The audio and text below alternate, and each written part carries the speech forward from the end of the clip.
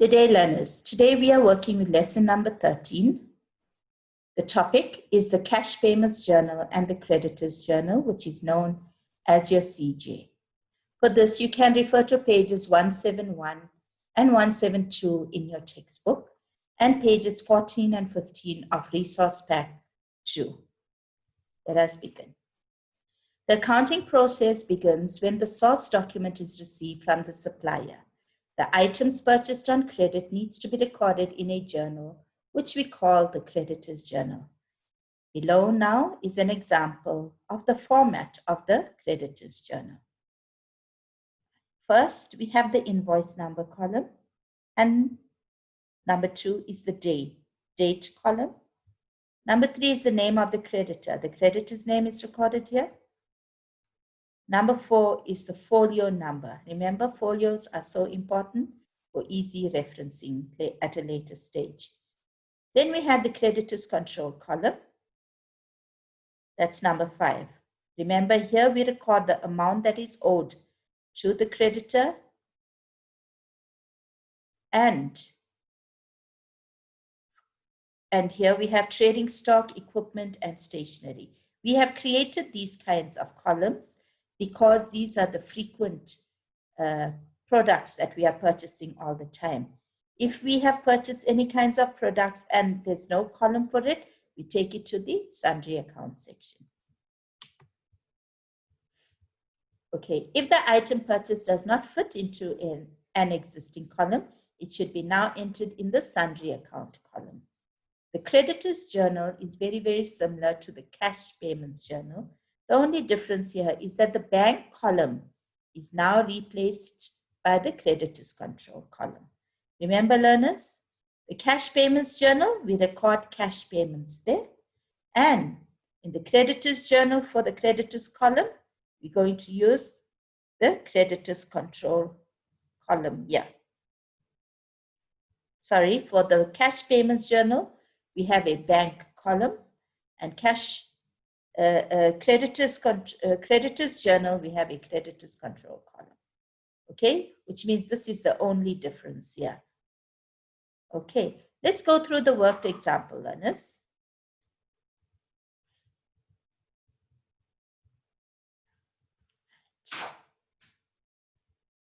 Sam's Brolly shop buys items on credit from suppliers. The following transaction took place during November 2018. The transactions for November 2018. On the 2nd, we purchased umbrellas from SA Shades for 5,600 Rand. You go to your journal, your CJ. Also remember, before I continue, we have to effect a CJ number, which means in this case is Creditors Journal. This is the folio, okay? So under invoice number, it's 323 because it is given to us in the transaction. 323. This transaction took place on the 2nd. The name of the creditor is SA Shades. Okay, we go to trading stock column.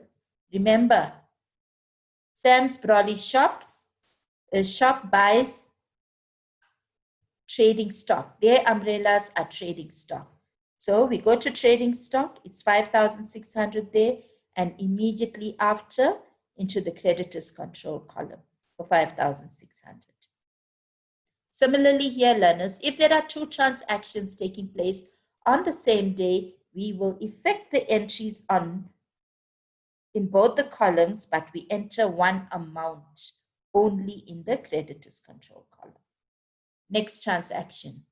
On the 4th, we received an invoice from Chrome Limited for new shelving purchased for the shop, which cost 23,050 Rand. Remember, we were given the first invoice. You need to now know that invoices are also written in sequence. Just in case you are not given in the next or the following sequence, invoice number, you need to know the next number follows. So it's 324 on the 4th.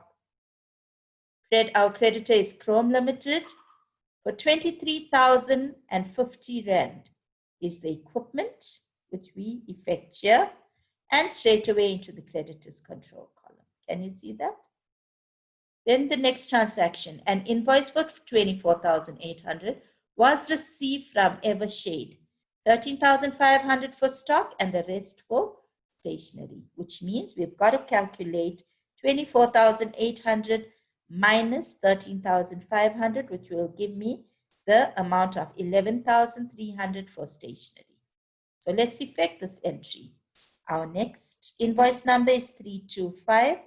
Date is the 7th. Evershades is our creditor. We go straight to trading stock. What amount? 13,500. Straight here into trading stock 13,500. The balance, which we have subtracted from 24,800, is 11,300. That goes into the stationery column. When we add up these both amounts, it gives me 24,800. Can you see that, learners? This is a split amount. You recall learning split amount in term 1. Okay. The next transaction on the 13th, purchase packing material for 5,600 from packers on credit. We go to our invoice number 326. Remember, it is in sequence order. 326, date is the 13th. Our creditor's name is Packers. We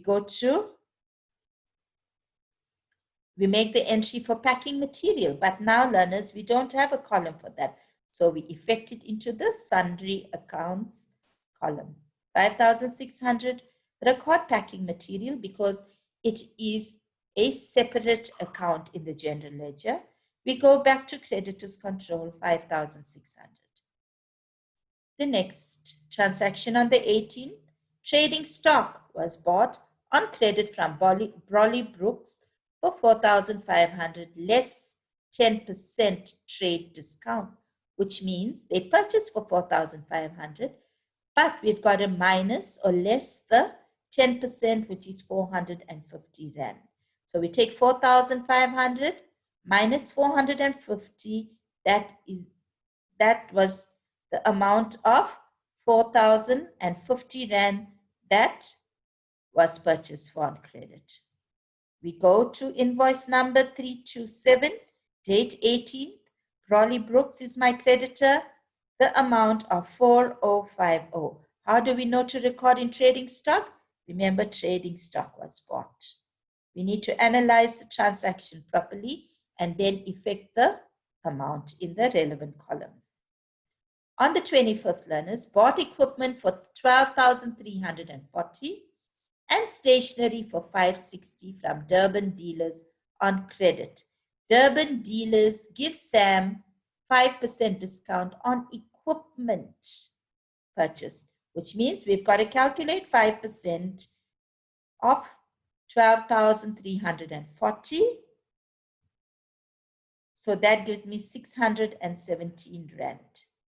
Okay, my 5%, 617 Rand here. You take 5% multiplied by 12340, and that will give you 617 Rand. We're going to take this amount of 12,340 minus 617. That will give me an amount of 11,723. Let's effect that record. So 328 in my invoice column, 25 under day. The name of the creditor is Durban Dealers. We're still going to come here, learners. Right. Equipment was 11,723. Can you see that? And stationery, of course, is 5,600 as given to us in the transaction. So we add up these two amounts and I'm getting 12,283. Can you see that, learners? Now, let's look at the total of the creditors control. When we add up all these amounts, we come up with 75,383. That is equal to all these amounts here. So what am I doing? I am cross-casting. After casting the journals, vertically. Can you see that? We cast means we total or we add up. Okay, so we double check by cross casting. Taking this total amount of 75,383 is equal to 23,150 plus 34,773 plus 11,860 plus 5,600. Got that, learners? The calculations are here for those, for certain, for the calculations are here at the bottom for the transaction on the 18th, right? It's 450 times 10%, which is 450 discount. Therefore, the amount now owed is 4,500 minus 450. That gives me 4,050 Rand.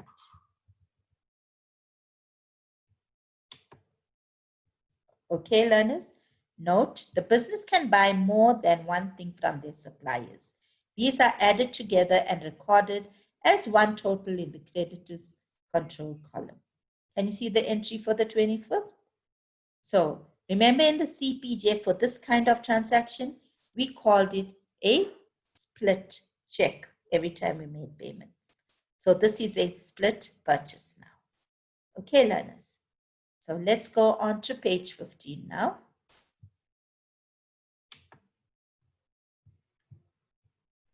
Okay, on page 15, learners, I have this activity that I am going to take you through.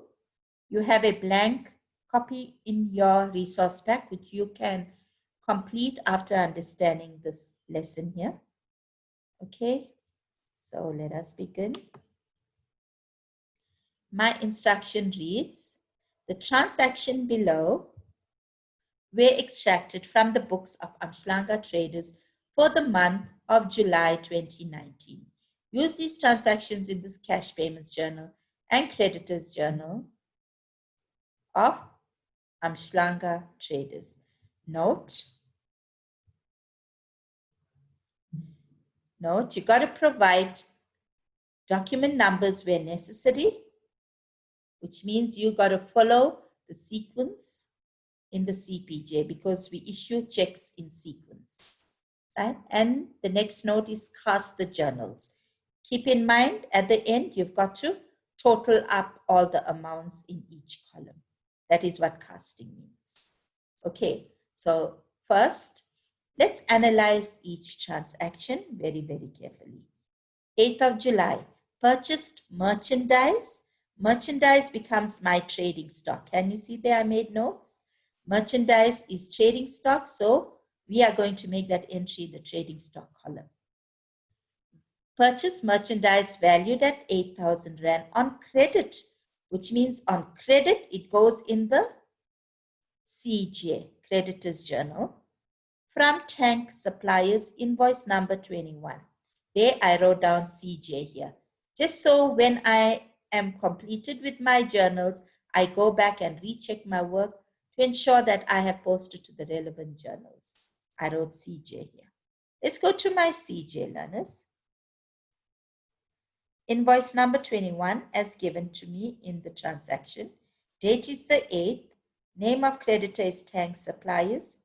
I purchased trading stock of 8,000 Rand and 8,000 Rand in creditors control column. Are there any other transactions for that day? No. So 8,000 is the correct amount. Okay. Let's look at the next one. On the 12th, I cashed a check number 42 for 3,000 Rand for petty cash. I cashed a check. The word check and the word cash check means it goes in the cash payments journal. Can you see I've written cash payments journal? You can do the same to make your work easier in the exams. So I go to the CPJ, check number 42. Can you see here? Date is the 12th. Because no names are given in that transaction and I have cashed this check, I record cash under name of payee. There is no column given to me for petty cash, so I effect that entry in the sundry account column. The amount is 3,000. and my details for that transaction is the petty cash. There are no further transactions for the 12th, so I can remove 3,000 Rand off my bank account. The next one, received invoice number D28 for goods. Goods again is same as merchandise and same as inventory and same as trading stock. Is bought from Arrow Traders, 5,500. This I have to effect in my creditors journal. Why? Because invoice is given to me. Can you see? These are the clues that we look for in the transaction so we can understand to which relevant journal we've got to post. Okay, learners? So, I received invoice number D28. I go to my creditors journal. Can you see D28? The date is the 17th. I purchased from Arrow Traders. Now, what did I purchase? Trading stock to the value of 5,500. Can you see that? So we record it under trading stock and 5,500 under creditors control. Okay, learners, let's go to my next transaction. The owner withdrew 300 Rand to purchase a gift for his son, which means he has already made the purchase of 300 Rand. So for this, we record it in the cash payments journal. And remember, this is for personal use. So we record it as drawings. Can you see their drawings? So we go to the cash payments journal. My next check number following 42 is 43. Record 43 here. Date is the 19th. My name of payee again is cash. They are not giving me the owner's name. If the owner's name is given, I will record the owner's name there. But for now, it's cash. I go to sundry account column. Why? Because there is no column created for drawings. Can you see? So 300 under amount column and drawings in the sundry column. Can you see that, learners? Right. Right. We're on the 24th, learners. Purchase the following on credit. Immediately this word credit means you got to record in the creditors journal. So we purchase the following on credit from Wick Traders as per invoice number S25. Can you see that? Let's go to packing material 500 and stationery 400. Go straight here to my creditors journal. Remember, it's S25 as given to me in the transaction. Date is the 24th. Wick Traders. Now, learners, let's go to stationery column. We purchased for 400 Rand stationery and 500 Rand packing material. There is no columns here for packing material, so we take it to the sundry packing material. So now, what amount do I effect under creditors control? It's 400 plus 500. That will give me 900 Rand. Can you see that, learners? It is simple. Okay. The final transaction on the 26th, issued a check. Can you see a check? Immediately, I need to know it goes in my cash payments journal. So issued a check for 300 Rand to Arrow Traders in payment of our account, which means Arrow Traders is Amshlanga Traders creditor. So let's go to my CPJ. Next check number is 44. 26 is the date. Arrow Traders again. We go to creditors control column. Why? Because Arrow Traders is a creditor and we're making payment to them. Okay, so 3,000 Rand is affected under creditors control and 3,000 in the bank. Can you see that, learners? Now, remember my transaction was for you to, my instruction was for you to cast the journals. So let's cast it. 300 plus 3,000 plus 300 plus 3,000 gives me 6,300. Creditors control column is 3,000. And my sundry amount column is 3,300 when I add it. How do I cross-check or cross-cast? It's 6,300 is equal to 3,000 plus 3,300. Learners, you do not have to crosscast. I am only showing you this method in red ink, just so you know that your entries are correct and it balances off. Okay, so let's cast the CJ as well. It's 8,000 plus, this gives me 14,400. 8,000 plus 5,500 gives me 13,500. Stationery, 400.